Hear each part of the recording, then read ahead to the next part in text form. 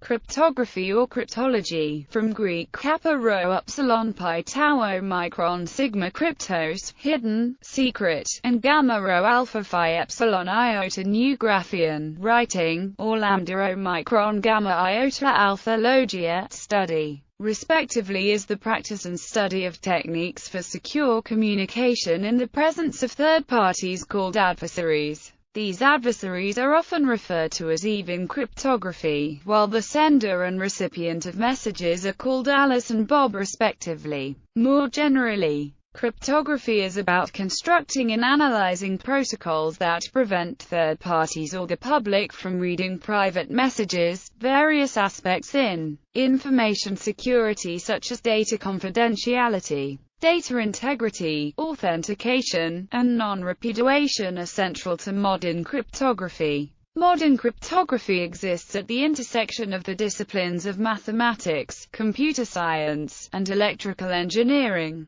Applications of cryptography include ATM cards, computer passwords, and electronic commerce. Cryptography prior to the modern age was effectively synonymous with encryption, the conversion of information from a readable state to apparent nonsense. The originator of an encrypted message shared the decoding technique needed to recover the original information only with intended recipients, thereby precluding unwanted persons from doing the same. Since World War I and the advent of the computer, the methods used to carry out cryptology have become increasingly complex and its application more widespread. Modern cryptography is heavily based on mathematical theory and computer science practice. Cryptographic algorithms are designed around computational hardness assumptions, making such algorithms hard to break in practice by any adversary. It is theoretically possible to break such a system, but it is infeasible to do so by any known practical means. These schemes are therefore termed computationally secure. Theoretical advances, e.g., improvements in integer factorization algorithms, and faster computing technology require these solutions to be continually adapted. There exist information theoretically secure schemes that provably cannot be broken even with unlimited computing power. An example is the one-time pad, but these schemes are more difficult to implement than the best theoretically breakable but computationally secure mechanisms. The growth of cryptographic technology has raised a number of legal issues in the information age. Cryptography's potential for use as a tool for espionage and sedition has led many governments to classify it as a weapon and to limit or even prohibit its use and export. In some jurisdictions where the use of cryptography is legal, laws permit investigators to compel the disclosure of encryption keys for documents relevant to an investigation. Cryptography also plays a major role in digital rights management and piracy of digital media. Terminology. Until modern times, cryptography referred almost exclusively to encryption, which is the process of converting ordinary information into unintelligible text. Decryption is the reverse, in other words, moving from the unintelligible ciphertext back to plain text. A cipher is a pair of algorithms that create the encryption and the reversing decryption. The detailed operation of a cipher is controlled both by the algorithm and in each instance by key. The key is a secret, usually a short string of characters, which is needed to decrypt the ciphertext. Formally, a cryptosystem is the ordered list of elements of finite possible plaintexts, finite possible ciphertexts, finite possible keys, and the encryption and decryption algorithms which correspond to each key. Keys are important both formally and in actual practice, as ciphers without variable keys can be trivially broken with only the knowledge of the cipher used and are therefore useless for most purposes. There are two kinds of cryptosystems: symmetric and asymmetric. In symmetric systems, the same key is used to encrypt and decrypt a message. Data manipulation in symmetric systems is faster than asymmetric systems as they generally use shorter key lengths. Asymmetric systems use a public key to encrypt a message and a private key to decrypt it. Use of asymmetric systems enhances the security of communication. Examples of asymmetric systems include RSA and ECC. Symmetric models include the commonly used AES, which replaced the older DES. In colloquial use, the term code is often used to mean any method of encryption or concealment of meaning. However, in cryptography, code has a more specific meaning. It means the replacement of a unit of plain text with a code word. Crypt analysis is the term used for the study of methods for obtaining the meaning of encrypted information without access to the key normally required to do so, i.e., it is the study of how to crack encryption algorithms or their implementations. Some use the terms cryptography and cryptology interchangeably in English, while others use cryptography to refer specifically to the use and practice of cryptographic techniques and cryptology to refer to the combined study of cryptography and cryptanalysis. English is more flexible than several other languages in which cryptology is always used in the second sense above. RFC 2828 advises that steganography is sometimes included in cryptology, the study of characteristics of languages that have some application in cryptography or cryptology is called cryptolinguistics. History of cryptography and cryptanalysis. Before the modern era, cryptography was concerned solely with message confidentiality, conversion of messages from a comprehensible form into an incomprehensible one and back again at the other end, rendering it unreadable by interceptors or eavesdroppers without secret knowledge. Encryption attempted to ensure secrecy in communications, such as those of spies, military leaders, and diplomats.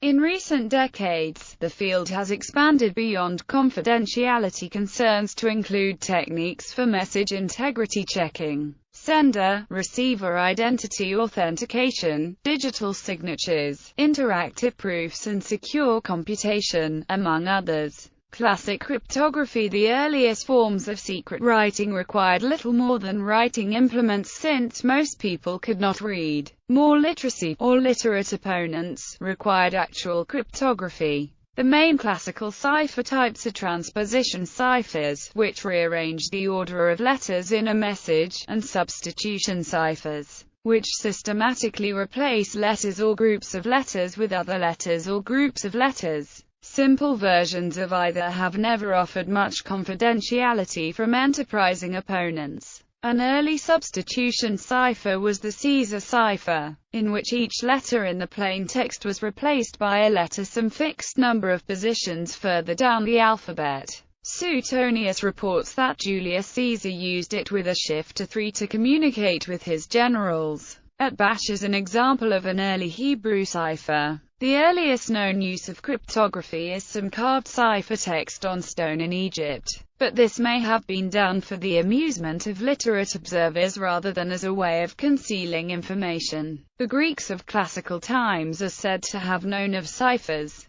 Steganography was also first developed in ancient times. An early example, from Herodotus, was a message tattooed on a slave's shaved head and concealed under the regrown hair. More modern examples of steganography include the use of invisible ink, microdots, and digital watermarks to conceal information. In India, the 2,000-year-old Kama Sutra of Vatsyayana speaks of two different kinds of ciphers called Kautileyam and Malavadya. In the Kautileyam, the cipher letter substitutions are based on phonetic relations, such as vowels becoming consonants. In the Malavadya, the cipher alphabet consists of pairing letters and using the reciprocal ones. Ciphertexts produced by a classical cipher always reveal statistical information about the plain text, which can often be used to break them. After the discovery of frequency analysis, perhaps by the Arab mathematician and polymath Al-Kindi in the 9th century,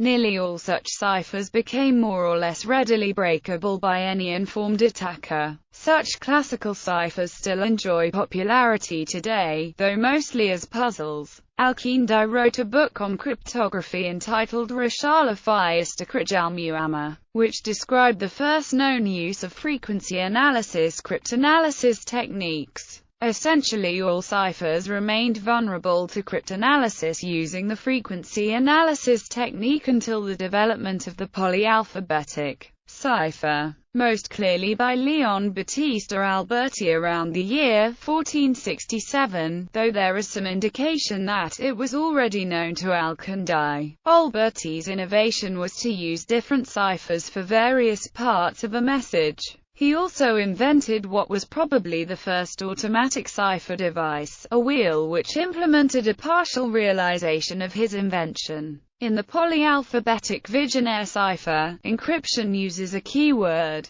which controls letter substitution depending on which letter of the keyword is used. In the mid-19th century, Charles Babbage showed that the Vigenère cipher was vulnerable to Kasiski examination. But this was first published about 10 years later by Friedrich Kasiski. Although frequency analysis can be a powerful and general technique against many ciphers, encryption has still often been effective in practice, as many a would-be cryptanalyst was unaware of the technique. Breaking a message without using frequency analysis essentially required knowledge of the cipher used and perhaps of the key involved, thus making espionage, bribery, burglary, defection, etc. more attractive approaches to the cryptanalytically uninformed. It was finally explicitly recognized in the 19th century that secrecy of a cipher's algorithm is not a sensible nor practical safeguard of message security. In fact, it was further realized that any adequate cryptographic scheme should remain secure even if the adversary fully understands the cipher algorithm itself. Security of the key used should alone be sufficient for a good cipher to maintain confidentiality under an attack. This fundamental principle was first explicitly stated in 1883 by August Kirchhoffs and is generally called Kirchhoffs's principle. Alternatively, and more bluntly, it was restated by Claude Shannon, the inventor of information theory and the fundamentals of theoretical cryptography.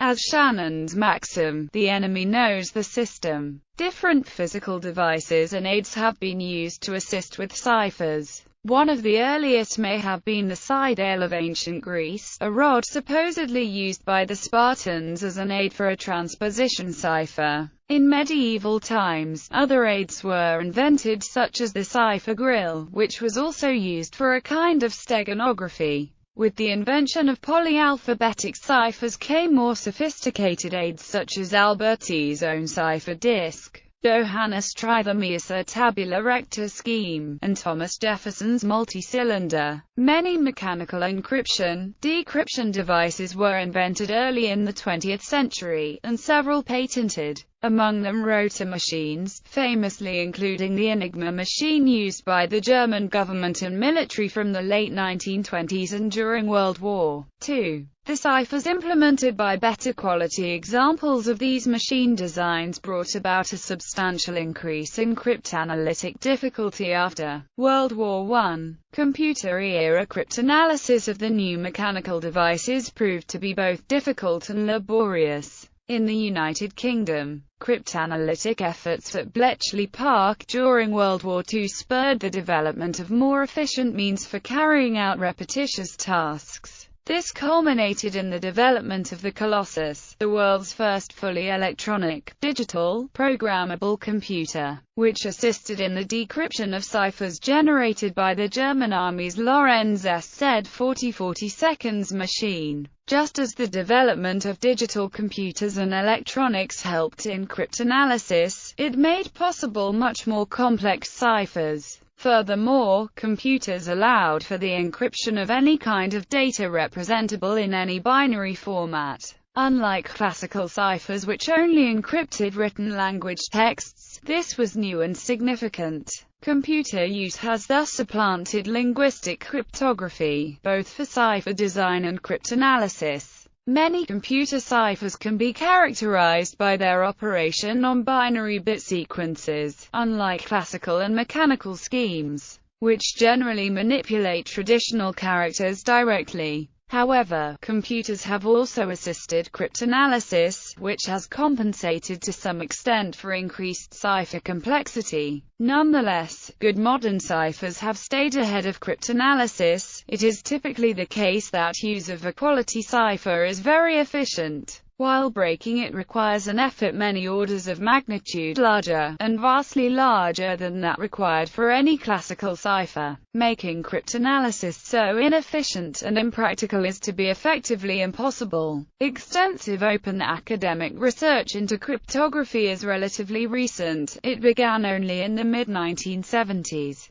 In recent times, IBM personnel designed the algorithm that became the Federal Data Encryption Standard. Whitfield Diffie and Martin Hellman published their key agreement algorithm, and the RSA algorithm was published in Martin Gardner's Scientific American column. Since then, cryptography has become a widely used tool in communications, computer networks, and computer security generally. Some modern cryptographic techniques can only keep their keys secret if certain mathematical problems are intractable, such as the integer factorization or the discrete logarithm problems, so there are deep connections with abstract mathematics. There are very few crypto systems that are proven to be unconditionally secure. The one-time pad is one. There are a few important ones that are proven secure under certain unproven assumptions. For example, the infeasibility of factoring extremely large integers is the basis for believing that RSA is secure, and some other systems. But even there, the proof is usually lost due to practical considerations. There are systems similar to RSA, such as one by Michael O. Rabin that is provably secure provided factoring n equals pq is impossible, but the more practical system RSA has never been proved secure in this sense. The discrete logarithm problem is the basis for believing some other crypto systems are secure, and again, there are related, less practical systems that are provably secure relative to the discrete log problem. As well as being aware of cryptographic history, cryptographic algorithm and system designers must also sensibly consider probable future developments while working on their designs. For instance, continuous improvements in computer processing power have increased the scope of brute force attacks, so when specifying key lengths, the required key lengths are similarly advancing. The potential effects of quantum computing are already being considered by some cryptographic system designers. The announced imminence of small implementations of these machines may be making the need for this preemptive caution rather more than merely speculative. Essentially, prior to the early 20th century, cryptography was chiefly concerned with linguistic and lexicographic patterns. Since then the emphasis has shifted, and cryptography now makes extensive use of mathematics, including aspects of information theory, computational complexity, statistics, combinatorics, abstract algebra, number theory, and finite mathematics generally. Cryptography is also a branch of engineering, but an unusual one since it deals with active, intelligent, unmalevolent opposition. Other kinds of engineering need deal only with neutral natural forces. There is also active research examining the relationship between cryptographic problems and quantum physics.